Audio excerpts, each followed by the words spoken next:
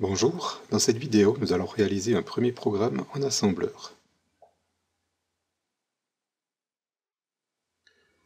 Tout d'abord, quelques explications sur les différentes opérations que nous allons effectuer. Nos microcontrôleurs ne comprennent qu'un langage sous forme binaire, c'est-à-dire 0 et 1, comme nous le voyons ici. C'est évidemment peu pratique pour nous, et nous allons principalement travailler sur le PC avec un langage sous forme d'instructions, tel que l'on voit ici, qui est déjà nettement plus compréhensible pour nous. La première opération va consister à traduire ces instructions sous forme binaire, de façon à ce que ce soit compréhensible par le microcontrôleur. La deuxième opération va consister à programmer le microcontrôleur, c'est-à-dire envoyer ce format binaire dans la machine. Pour ce faire, nous allons utiliser un programmeur raccordé via un câble USB à notre PC et une cible, dans le cas précis, qui est composée d'un microcontrôleur, de 2 boutons poussoirs pour rentrer des ordres à la machine et de 2 LED pour former l'affichage. Cette cible pourrait être constituée de toute autre façon en fonction des différentes applications. On peut évidemment commencer à programmer directement à partir de MPLAB. Le microcontrôleur va nécessiter tout un ensemble d'instructions au début pour qu'il soit configuré convenablement. Il s'agit notamment de définir la fonction des différents périphériques. C'est souvent une opération relativement longue et fastidieuse. Dans le cas précis, nous allons utiliser déjà certains fichiers qui programment automatiquement toutes ces différentes fonctions qui concernent les périphériques du microcontrôleur. Donc je vous propose d'ouvrir le répertoire correspondant à votre cours, de copier les différents fichiers assembleurs qui sont présents dans votre répertoire de travail que vous avez fait lors de la première vidéo. Ce que je fais maintenant. Une fois que ceci est fait, vous pouvez retourner dans MPLAB, afficher la structure de projet et dans les fichiers de source, choisir Add Existing Item, Init 200, et nous pouvons ouvrir le fichier concerné. Première remarque, toutes les lignes de commande commençant par un point-virgule en assembleur correspondent à des commentaires, donc très utiles pour le programmeur, mais qui ne seront pas utilisés par le microcontrôleur par la suite. De même que les lignes qui suivent, jusqu'à cet endroit ici, sont destinées uniquement au compilateur. Elles ne seront donc pas utilisées non plus par le microcontrôleur. Le programme proprement dit commence à partir d'ici. Ces lignes servent à l'initialisation du microcontrôleur. Elles servent à définir la fonction des différents périphériques, notamment. Donc dans un premier temps, nous allons laisser ces lignes telles quelles. Le programme proprement dit doit être installé ici. Nous allons commencer par un simple programme qui va faire clignoter une LED. C'est quelque chose d'extrêmement basique, mais très utile. Et généralement, c'est presque un passage obligé chaque fois que nous prenons en main un nouveau microcontrôleur. Parce que tant que cette fonction-là n'arrive pas à être réalisée, ça signifie que le microcontrôleur n'est pas opérationnel. Pour commencer, allumons la LED. Ceci se fait en mettant à 1 l'entrée-sortie correspondant à la LED. Je choisis ici la LED rouge.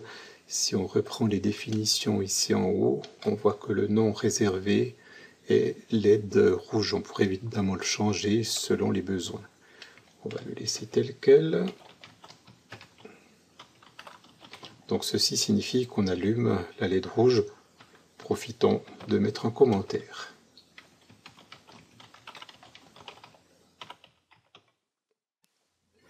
On pourrait choisir d'éteindre directement la LED, mais ceci va se faire à une cadence d'environ 1 microseconde par instruction, c'est-à-dire que nos yeux n'arriveront pas à percevoir le clignotement de la LED. Il faut donc en premier lieu mettre un délai d'attente.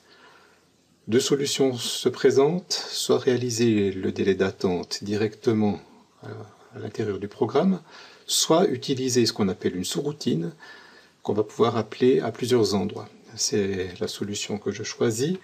l'appel à la sous-routine se fait avec l'instruction call. Et je sais que j'ai en mémoire, on va aller les chercher après, notamment une sous-routine qui va durer une demi-seconde.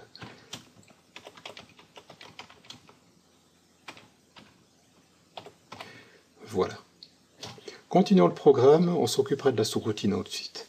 À partir de là, on peut éteindre la LED. Vous avez vu d'ailleurs au passage, si vous avez été attentif, lorsque l'instruction n'est pas correcte, elle apparaît en rouge, et lorsqu'elle est correcte, elle apparaît en bleu.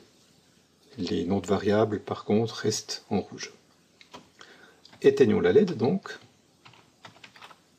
Ceci se fait en mettant à 0, C pour clear, donc mettre à 0 le bit correspondant à la LED rouge, alors qu'ici c'était S pour 7, mettre à 1 le bit correspondant à la LED rouge.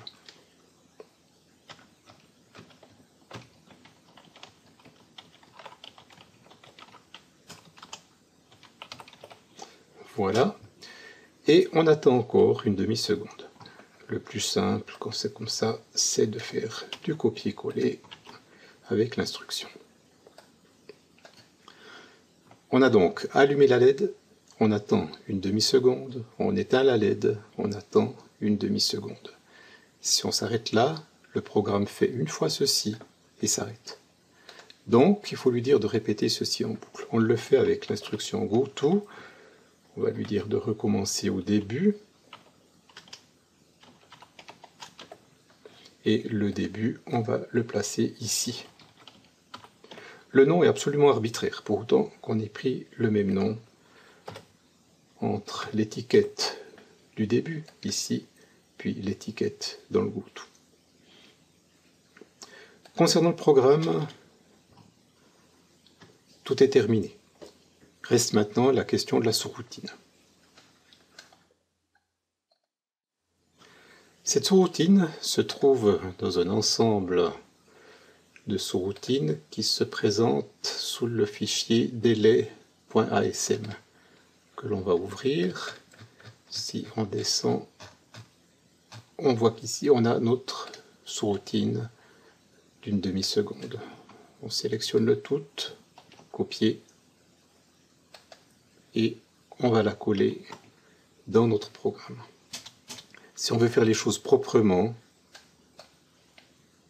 il est préférable de bien séparer ce qui concerne le programme principal des sous-routines et de mettre des commentaires. Voilà, ainsi le programme est terminé et nous allons pouvoir passer à la partie programmation. Commencez par raccorder le programmeur via le câble USB au PC, puis la cible sur le programmeur à l'aide du connecteur multibroche. En premier lieu, il faut configurer le programmeur. Ceci se fait sous File, Project Properties, puis PicKit3, qui est le nom du programmeur que nous utilisons, et c'est l'alimentation qui doit être programmée. Donc on choisit Power, et il faut valider la case à cocher ici. Ceci permet d'alimenter la cible via le programmeur, et de telle manière le microcontrôleur va fonctionner. OK. Les opérations de compilation et programmation se font automatiquement en pressant le bouton ici. Le programme se lance, effectue son travail, envoie le programme via le programmeur sur la cible. La programmation a lieu maintenant.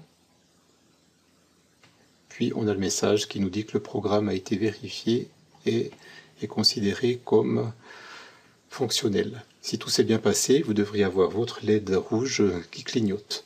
Autrement, le programme vous aura présenté certaines erreurs et nous allons les passer rapidement en revue dans une autre vidéo.